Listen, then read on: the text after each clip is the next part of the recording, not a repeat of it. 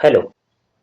तो वीडियो शुरू करने से पहले मैं आपको कुछ 2 से 4 बातें बताना चाह रहा हूँ कि इन वीडियोज़ का जो मेन पर्पज़ है, वो ये है कि जो आपके इम्पोर्टेंट डेरिवेशंस हैं फिज़िक्स क्लास 12th में, मैं उनको इन वीडियोज़ के थ्रू आपको समझाना चाहूँगा और मेरी कोशिश यही रहेगी कि मैं आपको ईज़ी से ईज़ी वे में समझाऊँ और उम्मीद करता हूँ कि आपको ये बातें हमारी समझ में भी आएँगी।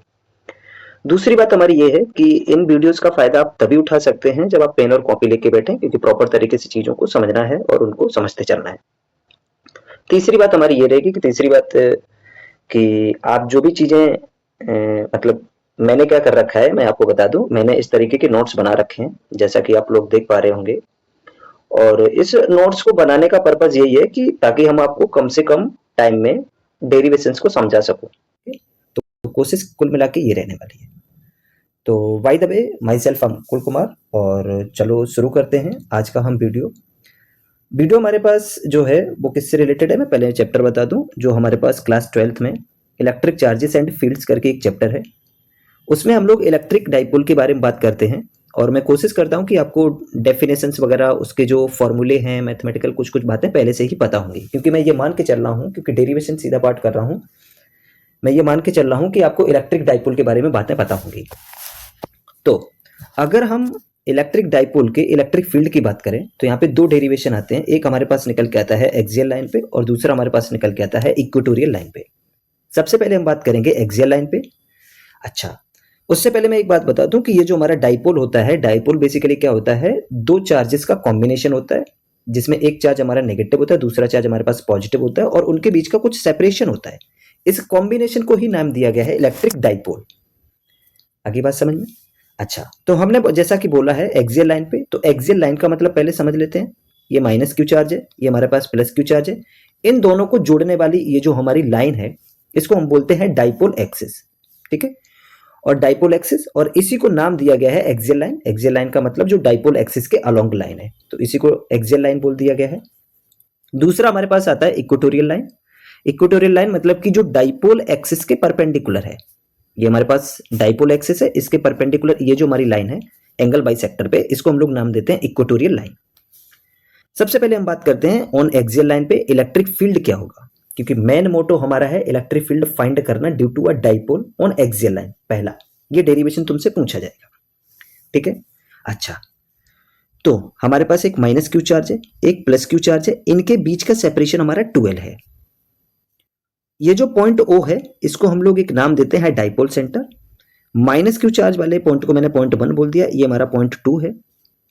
हमें एक्सियल लाइन पे इलेक्ट्रिक फील्ड निकालना है, और ये पॉइंट मैंने कंसीडर कर लिया एक्स। कहने का मतलब है एक्स पॉइंट पे अपने को नेट इलेक्ट्रिक फील्ड निकालना है। इस पॉइंट पे अपने को नेट इलेक्ट्रिक फील्ड निकालना है due to minus Q charge and plus Q charge. अच्छा, तो हमने क्या लिख रखा है, हमने लिख रखा है we are considering two charges minus Q and plus Q are separation and separation between them is 12। जैसा मैंने नोट्स लिख रखे हैं एज इट इज आपको अपनी बोर्ड कॉपी के अंदर लिखने हैं। ओ एक्स हमारे पास किसके बराबर है, आर के बराबर। ओ हमारा ये पॉइंट रहा, एक्स हमारा ये पॉइंट रहा, और ये जो ओ एक्स है ये कितना डिस्टेंस है हमारे पास, आर बराबर, स्मॉल आर ले लिया। ओके, नेक्स्ट पॉइंट में हमें क्या लिखना है, पहला पॉइंट हमारे पास ये हो गया, आपको ऐसे लिखना है। दूसरा point, we are calculating net electric field at point P. P नहीं, यहाँ पे एक्स होगा हमारे पास। ये जो पॉइंट है, ये पॉइंट हमारे पास कौन सा हो जाएगा, एक्स। ये पॉइंट एक्स पे अपने को नेट इलेक्ट्रिक फील्ड निकालना है। ओके, अब इस पॉइंट एक्स पे नेट इलेक्ट्रिक फील्ड निकालेंगे कैसे, वो बात मेरी समझना ध्यान से यहाँ पे। तो so electric field due to a point 1, इस वाले पॉइंट की वजह से कहाँ पे निकालना है। अच्छा, यहाँ पे मैंने पी मेंशन कर रखा है, यहाँ पे एक्स लिख लो जहाँ जहाँ पे पी लिखा हुआ है, क्योंकि फिर वो पी जो है 2 बार यूज हो जाएगा, तो फिर आप लोगों को थोड़ा सा कंफ्यूजन हो जाएगा, इसलिए मैंने इस पी को जो है पॉइंट एक्स बोल दिया गया है। इसमें कंफ्यूज नहीं होना, ये कोई बहुत बड़ी बात नहीं है। ओके, जब हम इसमें आगे बात करेंगे, अब इधर आ जाओ। हाँ, तो हम लोग कहाँ पे बात कर रहे थे, यहाँ पे कि electric field due to a point 1, ये रहा हमारा पॉइंट 1 जहाँ पे माइनस क्यू चार्ज रखा है। एक्स पे अपने को इलेक्ट्रिक फील्ड पता करना है, तो जब इस वाले पॉइंट की वजह से यहाँ पे इलेक्ट्रिक फील्ड पता करेंगे, तो किसी भी पॉइंट चार्ज पार्टिकल की वजह से जो हमारा इलेक्ट्रिक फील्ड होता है, किसी भी पॉइंट चार्ज पार्टिकल की वजह से जो हमारे पास इलेक्ट्रिक फील्ड होता है, उसको हम लोग क्या लिखते हैं, वो हमारे पास आता है, मैं यहाँ पे लिख देता हूँ। किसी भी पॉइंट, जैसे कि मान लो ये हमारे पास पॉइंट चार्ज पार्टिकल है, ये हमारे पास एक पॉइंट चार्ज पार्टिकल है क्यू, और इस पॉइंट चार्ज पार्टिकल की वजह से हमें किसी पॉइंट पे, ये मान लो हमारे पास एक पॉइंट है एक्स, इस पॉइंट पे अगर हमें इलेक्ट्रिक फील्ड पता करना है तो ये दूरी पता होनी चाहिए। और ये जो यहाँ पे इलेक्ट्रिक फील्ड निकल के आता है, ये हमारा इलेक्ट्रिक फील्ड निकल के आ जाता है K Q by are square, अगर ये दूरी हमारे पास आर है। ठीक है, क्या ये मेरी बात समझ में आ गई? अच्छा, ऐसे ही हम लोग यहाँ पे क्या करने वाले हैं, यहाँ पे हम लोग बेसिकली क्या करने वाले हैं वो बात हमारी समझना। ये रहा हमारे पास negative positive charge, sorry negative charge minus Q. हमें नेगेटिव और प्लस के बारे में अभी नहीं सोचना, हमको सिर्फ मैग्नीट्यूड निकालना है एट पॉइंट एक्स पे। तो जब इस माइनस की वजह से यहाँ पे इलेक्ट्रिक फील्ड निकालेंगे तो सबसे पहले सवाल ये आता है कि सर ये वाली जो डिस्टेंस है, ये जो डिस्टेंस है, ये डिस्टेंस कितनी होगी? तो मेरी बात ध्यान से सुनना, ये टोटल डिस्टेंस 12 है। तो ये वाली जो हमारी डिस्टेंस हो जाएगी, कौन सी वाली डिस्टेंस की मैं बात कर रहा हूँ? मैं इस वाले डिस्टेंस की बात कर रहा हूँ। ये वाला जो हमारा डिस्टेंस होगा, ये वाला, ये डिस्टेंस हमारा एल हो जाएगा। तो ये वाला डिस्टेंस भी हमारा कितना हो जाएगा? ये वाला डिस्टेंस भी हमारे पास सर एल हो जाएगा, क्योंकि एल प्लस एल मिला के टोटल कितना हो गया हमारा? 12 हो गया। क्या ये बात समझ में आई सबको? ओके। तो जब हम इस वाले डिस्टेंस की बात करेंगे, देखो ये आर है, यहां से लेके यहां तक की डिस्टेंस कितनी है हमारी? आर। और ये वाली डिस्टेंस कितनी है हमारी? ये वाली डिस्टेंस तो हमारी एल है ना। तो एल प्लस आर, क्या हमें माइनस क्यू और एक्स के बीच की दूरी पता चल गई? कितना है हमारे पास? Are plus L. तो इस पॉइंट की वजह से जब इलेक्ट्रिक फील्ड की बात करेंगे, जिसको मैंने E1 बोल रखा है, तो E1 इक्वल टू क्या लिख दूंगा? K Q by R plus L का होल स्क्वायर, क्योंकि डिस्टेंस का स्क्वायर करना रहता है। क्या ये बात क्लियर यहां तक सबको? दूसरा, जब हम प्लस क्यू चार्ज की बात करेंगे, ये रहा हमारे पास प्लस क्यू चार्ज, क्योंकि दो चार्ज हमारे पास, माइनस क्यू और प्लस क्यू। प्लस क्यू को मैंने पॉइंट 2 पे रखा हुआ है, ये आपके ऊपर डिपेंड कर रहा है, जो भी लेना है ले लो। जब हम प्लस क्यू की बात करेंगे, प्लस क्यू की वजह से एट पॉइंट एक्स पे इलेक्ट्रिक फील्ड की हम जब बात करेंगे, तो अब समझना मेरी बात। सर यहां से लेके यहां तक की डिस्टेंस कितनी है? आर। ये डिस्टेंस कितना है हमारा? एल। तो अगर हम इस आर में से, इस टोटल डिस्टेंस में से अगर हम इस एल को घटा दें, तो क्या ये वाली डिस्टेंस अपने को नहीं पता चल जाएगी? ये वाली डिस्टेंस पता चल जाएगी। कितना आ जाएगा सर हमारे पास? आर माइनस का एल आ जाएगा। क्या ये बात समझ में आती है सबको? तो हमने क्या किया है, उस पॉइंट चार्ज पार्टिकल की वजह से इलेक्ट्रिक फील्ड लिखा K Q by R minus L का होल स्क्वायर। ये हमारे पास E2 निकल के आ गया। दो पॉइंट चार्ज थे, माइनस क्यू प्लस क्यू, एक की वजह से इलेक्ट्रिक फील्ड हमारे पास ये निकल के आ गया, दूसरे की वजह से इलेक्ट्रिक फील्ड ये निकल के आ गया। एक को मैंने नाम दिया इक्वेशन 1, दूसरे को मैंने नाम दिया इक्वेशन 2। क्या ये कहानी क्लियर है?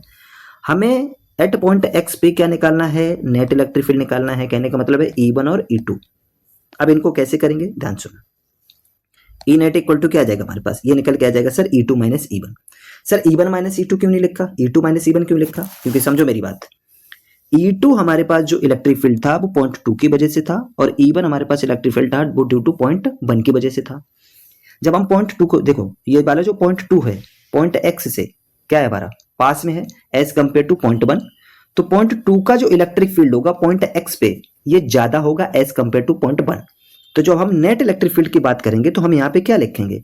हम यहाँ पे लिखेंगे बड़ा माइनस छोटा, बड़ा वाला इलेक्ट्रिक फील्ड माइनस का छोटा वाला इलेक्ट्रिक फील्ड। सर E2 की वैल्यू निकाल ली हमने, कितना लिखा है? K Q minus R minus L square, minus लगाएंगे, माइनस है तो, और E1 की वजह से ये इलेक्ट्रिक फील्ड आ जाएगा। अब मैथमेटिकल कैलकुलेशन है, बस सॉल्व करते जाना है, समझना मेरी बात को। देखो मैंने यहां से क्या किया है, ऊपर से के क्यू वाला पार्ट बाहर ले लिया है, तो अंदर क्या बच जाएगा हमारे पास? 1 माइनस आर माइनस एल का whole square minus 1 upon R plus L का होल स्क्वायर। ओके, अब इसको हमने एलसीएम वगैरह ले लिया है, तो इसका मैंने इधर मल्टीप्लाई कर दिया है और इसको मैंने इधर मल्टीप्लाई कर दिया है। तो इसको हम क्या लिखेंगे? आर प्लस एल का whole square minus R minus L का होल स्क्वायर, और इसका इसके साथ मल्टीप्लाई कर दिया है। क्या ये बात समझ में आ गई सबको? यस और नो? मैंने क्या किया है, इसको इधर मल्टीप्लाई किया, तो 1 प्लस आर प्लस एल का होल स्क्वायर, तो यही तो निकल के आ जाएगा 1 इंटू आर प्लस एल का होल स्क्वायर। फिर मैंने इसका आर माइनस एल का इधर कर दिया, और बाद में क्या किया, इन दोनों को मल्टीप्लाई कर दिया। तो इस तरीके से इन चीजों को हम सॉल्व कर सकते हैं। अब देखना, के क्यू वाले पार्ट को अपने को नहीं छेड़ना है, इसको एज इट इज रखना है। तो के क्यू वाला पार्ट हमारा एज इट इज रहा। अब इस वाली चीज को ध्यान से सुनना, ये ऊपर क्या है, अभी ये जो हमारा डिनोमिनेटर वाला पार्ट है इसको भूल जाओ, इसको समझना मेरे भाई। तो जब तुम इसको समझने जाओगे तो क्या लिखा है? आर प्लस एल का होल स्क्वायर। तो जब मैं इसको लिखने जाऊंगा, मैं आपको लिख के भी दिखा देता हूं यहाँ पे, कि बेसिकली जब मैं इस को खोलूंगा तो ये आर प्लस एल का होल स्क्वायर क्या आ जाएगा? ये सर हमारे पास निकल के आ जाएगा R square plus L square plus 2RL। क्या ये बात समझ में आ गई? ऐसे माइनस क्या आ जाएगा हमारे पास? ये हमारे पास निकल के आ जाएगा R square plus L square minus का 2RL। क्या ये बात क्लियर है? जब ये माइनस अंदर मल्टीप्लाई होगा तो इस कहानी में होगा क्या, ये माइनस आर ये प्लस आर खत्म, जब ये माइनस जाएगा तो ये माइनस एल बन जाएगा, माइनस एल स्क्वायर बन जाएगा, तो ये minus L square plus L square खत्म।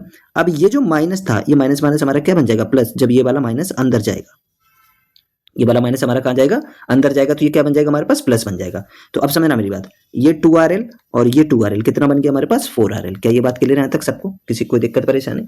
अब आगे समझना मेरी बात को। आगे हमने क्या किया है, इसी को सॉल्व किया है। देखो यहाँ पे क्या आ जाएगा हमारे पास, ओके इधर आ जाओ। तो जब मैं इसको सॉल्व करूंगा तो KQ 4RL कहाँ से आया समझ में, इन दोनों को अच्छा एक बात और समझना यहाँ पे, जो बच्चे को जनरली कंफ्यूजन होती है। एक बात बताओ आपको, अगर मैं यहाँ पे ऐसे लिख दूं, किस तरीके से, R minus L into R plus L, तो A minus B A plus B, क्या लिखोगे तुम इसको लिखोगे सर R स्क्वायर माइनस का L स्क्वायर। अब मैंने बोला कि एक काम करो, इसके ऊपर स्क्वायर चढ़ा दो, इसके ऊपर स्क्वायर चढ़ा दो, तो इसके ऊपर भी स्क्वायर चढ़ा दो, खेला खत्म, कहानी क्लियर है। तो इस तरीके से हम चीजों को यहाँ पे समझ सकते हैं। तो ये वाले पार्ट समझ में आ गया कि जो हमारे पास डिनोमिनेटर अपन ने लिखा है R square minus L square की पावर 2 का होल स्क्वायर, ओके।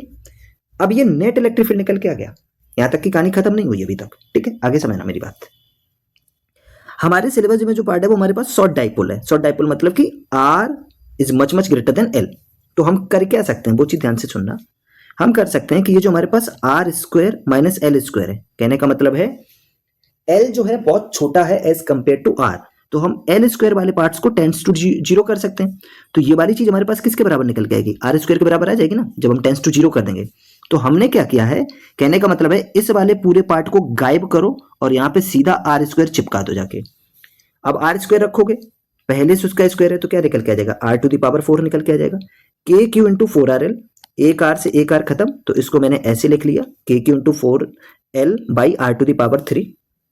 अब इसी बात को हम कैसे और लिख सकते हैं वो चीज ध्यान सुनना। इस 2L को, मतलब ये जो हमारा 4L लिखा है, इस 4L को मैंने क्या लिख लिया है, इस 4L को मैंने लिखा है 2 इंटू 2L। इसको क्या लिख सकता हूं, 2 इंटू 2L लिख सकता हूं ना। तो मैंने यहां पे यही किया है, 2K into Q into 2L। ऊपर वाले पार्ट को ही लिखा, कुछ भी एक्स्ट्रा नहीं लिखा, R to the power 3, okay बहुत बढ़िया। अब ये जो Q इंटू 2L दिख रहा है ना, ये हमारा क्या होता है, इलेक्ट्रिक डाइपोल मोमेंट, जो आप लोगों ने पहले से ही पढ़ रखा होगा, मैंने यहाँ पे लिख भी रखा है। P इक्वल टू क्या होता है हमारा, Q इंटू 2L। यही बात कहने का मतलब है, इलेक्ट्रिक डाइपोल मोमेंट क्या होता है, चार्ज का मैग्नीट्यूड इंटू उनके बीच का सेपरेशन। चार्ज का मैग्नीट्यूड, चाहे वो हमारा नेगेटिव हो चाहे हमारा पॉजिटिव हो, ठीक है, तो हमें सिर्फ चार्ज का मैग्नीट्यूड लेना है और उन चार्जेस के बीच का कितना दूरी है उससे मल्टीप्लाई कर देना है। क्या ये बात समझ में आ गई? तो कुल मिला के हमारे पास नेट इलेक्ट्रिक फील्ड निकल के आ गया 2kp अपॉन RQ। ये रिजल्ट आपको याद भी रखना है, कई बार पूछा जा चुका है। दूसरी चीज, ये डेरिवेशन भी अच्छे से समझ में आना चाहिए। एक सवाल जो बेसिक सा सवाल यहाँ पे मतलब हमारा फ्रेम होता है, वो ये फ्रेम होता है। पहला मैं एक चीज बता दूं, आप जानते भी होंगे कि हमारे पास नेगेटिव चार्ज और ये हमारे पास पॉजिटिव चार्ज, जो हमारे पास डाइपोल मोमेंट है, जिसे मैंने किसके बराबर लिखा है, उसको मैंने लिख रखा है Q इंटू 2L के बराबर। ये हमारा इलेक्ट्रिक डाइपोल मोमेंट है। और जो हमारे पास नेट इलेक्ट्रिक फील्ड है, P वेक्टर यहाँ पे डाइपोल मोमेंट को दिखा रहा है, ये हमारा नेट इलेक्ट्रिक फील्ड को दिखा रहा है। इसका जो डायरेक्शन होगा वो एक दूसरे के अलोंग होगा। कहने का मतलब है direction of electric field along the dipole moment. तो यहाँ पे हम बोल सकते हैं कि इन दोनों के बीच का जो एंगल आता है वो हमारे पास कितना निकल के आता है, 0 डिग्री। ये पूछा जा चुका है सवाल में। सवाल तुमसे क्या पूछेगा, सवाल तुमसे ये पूछेगा मेरे भाई कि मुझे बताओ कि एक डाइपोल मोमेंट और इलेक्ट्रिक फील्ड का जो डायरेक्शन है, ठीक है, उनके बीच में एंगल वगैरह क्या होता है, ये बात सबको अच्छे से क्लियर होनी चाहिए। तो आज का वीडियो में यहीं पे खत्म करते हैं। उम्मीद करता हूँ कि आपको ये हमारी बात समझ में आई होगी। एक छोटा सा ही वीडियो है, ठीक है। आज के लिए टाटा बाय बाय।